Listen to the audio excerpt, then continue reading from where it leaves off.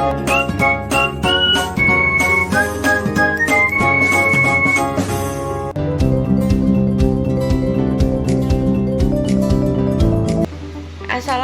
warahmatullahi wabarakatuh. Perkenalkan, nama saya Yuni Hayuni, NIM 1112111144. Di sini saya akan mengerjakan tugas besar pengantar manajemen dosen Bapak Imam Yuwono.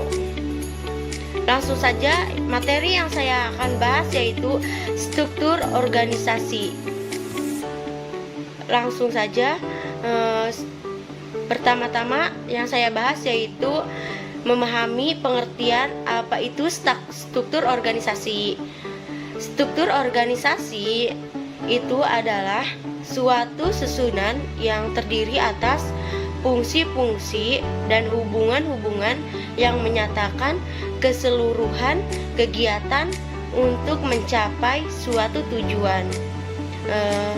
Ada beberapa definisi dari struktur organisasi menurut Winardi dalam bukunya Teori Organisasi dan Pengorganisasian, bahwa struktur suatu organisasi itu adalah spesifikasi dari aktivitas-aktivitas kerja serta menunjukkan bagaimana fungsi atau aktivitas-aktivitas yang berbeda berkaitan satu sama dengan yang lain dalam suatu organisasi.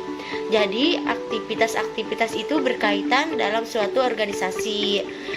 Kemudian menurut Robbins dalam buku Teori Organisasi mendefinisikan bahwa struktur organisasi adalah cara tegas pekerjaan yang dibagi, dikelompokkan dan dikoordinasikan secara formal.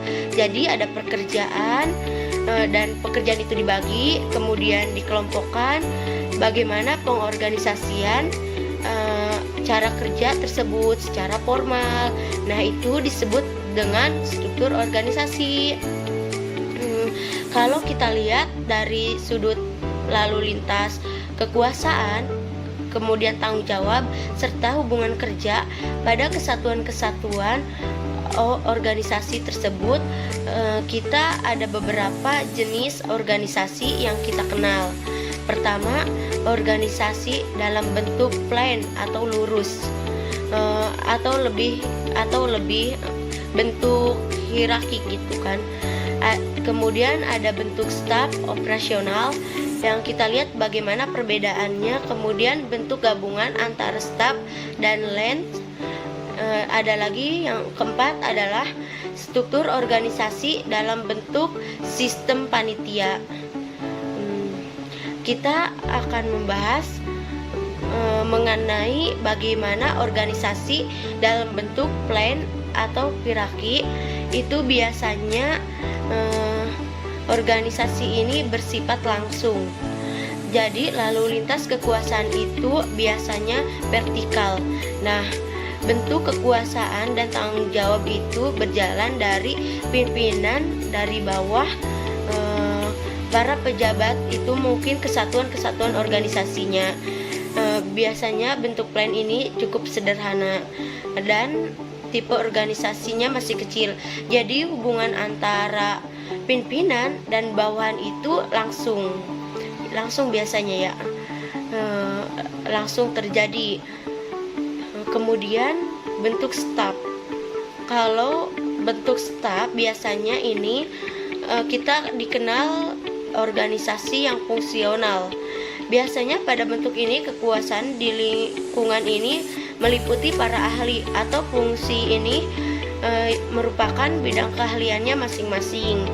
Jadi ahli-ahli tersebut biasanya punya kekuasaan mengenai punya keahliannya, punya kayak pejabat gitu kan, tapi tidak berhak memerintah secara langsung ke wewenangnya gitu, cuma memberi saran dan nasihat.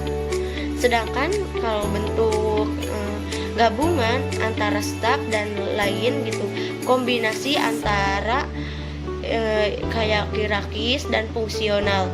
Biasanya ini organisasi dalam bentuk plain lurus tetapi di pihak lain diadakan ada staf ahlinya yang akan memberikan nasihat atau bantuan pada satu satuan tertentu. Nah, biasanya dia pejabat yang memimpin satu kesatuan ini, tetapi dia tidak mempunyai kekuasaan langsung atas para bawahannya seperti itu, atau tidak bisa langsung meminta pertanggungjawaban atas masing-masing pihak tersebut atau bawahan dari mereka gitu. Nah, sedangkan kalau organisasi yang keempat yaitu adalah panitia. Biasanya ini sekelompok mendapat kepercaya padahal kayak tertentu gitu, dengan waktunya terbatas, seperti panitia gitu. Pada event-event tertentu gitu, kedudukan panitia ini tergantung pada tugasnya gitu. Sebagai penasehat akan berpenasehat menjadi kayak pemimpin gitu. Dia menentukan kayak keputusan, maka dia kedudukan sebagai land. Selanjutnya yaitu contoh dari bentuk organisasi land bisa kita lihat di mana kayak ada manajer, kemudian kepala bagian atau top, middle, dan di bawahnya ada bagian-bagian masing-masing yang punya wewenang kayak gitu. Mungkin hanya itu saja yang bisa saya jelaskan, kurang dan lebihnya mohon dimaafkan. Wabillahi taufiq wal hidayah. Wassalamualaikum warahmatullahi wabarakatuh.